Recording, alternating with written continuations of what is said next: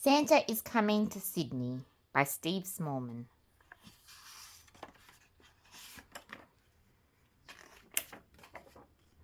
Well, boomed Santa, have all the children from Sydney been good this year?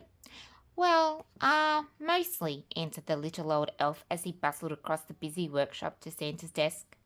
Santa peered down at the elf from behind the tall teetering piles of letters that the children of Sydney had sent him. Mostly? Asked Santa, looking over the top of his glasses. Yes, but they've all been especially good in the last few days, said the elf. Jolly good, chuckled Santa. Then we'd better get their presents loaded up. Even though the sack of presents was really, really big and the elves were really, really small, they seemed to have no trouble loading it onto Santa's sleigh. Though how they managed to fit such a big sack into one little sleigh, even they didn't know. But somehow they did. Splendid, boomed Santa. We're ready to go.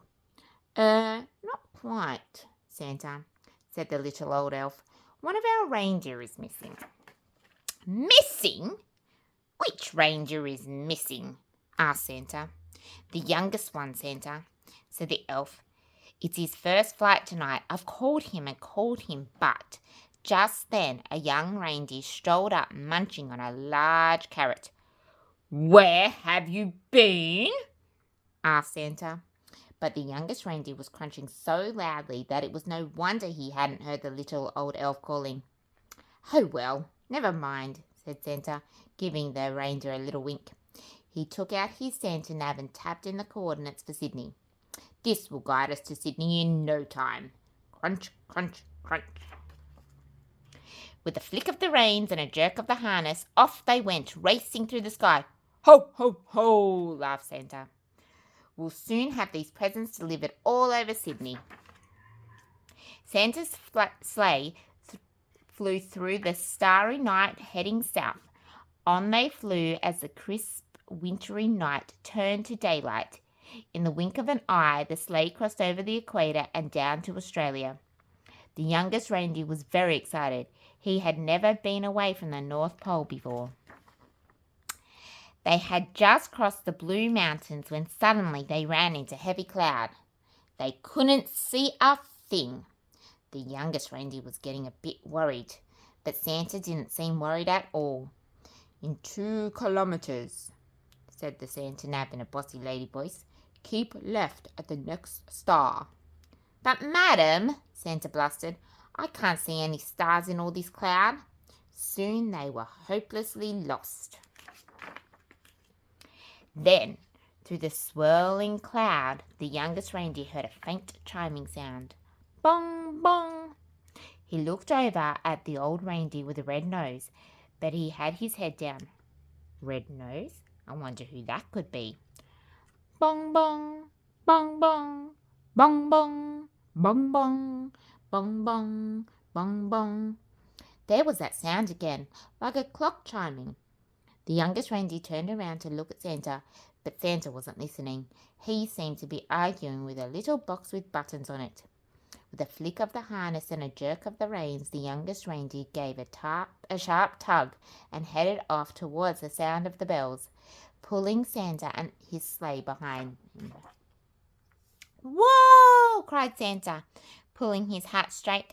What's going on? Then, to his surprise, he heard the chiming sound. Well done, young reindeer, he shouted cheerfully.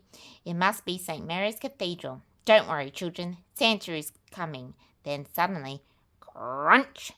The sleigh hit something as it plummeted through the cloud. You have arrived, said the Santa nav unhelpfully. Finally, when the clouds parted, Santa discovered where arrived was, stuck right on the skywalk of the Sydney Tower Eye.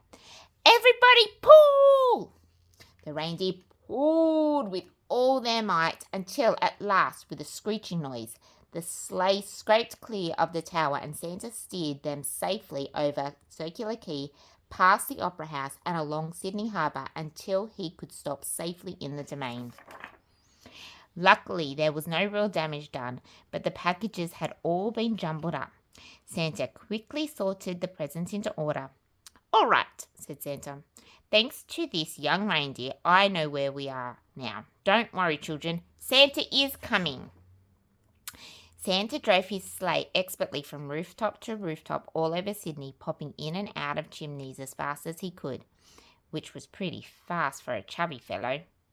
It didn't matter how big the chimneys were or even if the home had a chimney. Santa worked at the speed of lightning, placing presents under every Christmas tree. The youngest reindeer was amazed at how quickly they went. Santa never seemed to get tired at all, and it looked like the children in Sydney were going to be very lucky this year. But the youngest reindeer was starting to feel a bit weary and quite hungry too. In house after house, Santa delved inside his sack for packages of every shape and size. He piled them under the Christmas trees and carefully filled up the stockings with surprises. In house after house, the good children of Sydney had left out a plate of cookies, a small glass of milk, and a big crunchy carrot. Santa took a little bite out of each cookie, a tiny sip of milk, wiped his beard, and popped the carrots into his sack. From St. Clair to Bondi Beach, from Richmond to Campbelltown and all the places in between, Santa and his sleigh visited every house in Sydney. Santa delivered presents to Andrew, Alison, Anna, Arabella, Archie, Ashley.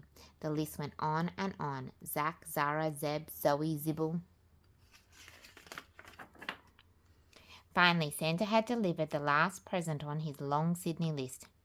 "Great moons and stars," sighed Santa. "It's nearly morning and my sack seems as heavy as ever. I hope I haven't forgotten anyone." Santa opened his sack to check, but it was full of juicy, crunchy carrots. Santa divided the carrots among the reindeer. "Well done," he said, patting the youngest reindeer gently on the nose. But the youngest reindeer didn't hear him. He was too busy munching. It was time to set off for home. Santa reset his Santa nap once more to the North Pole, and soon they were speeding down Pittwater, past the Hunter Valley, over the Blue Mountains, and through the rapidly approaching dawn. "Ho, ho, ho," laughed Santa. "Merry Christmas, Sydney."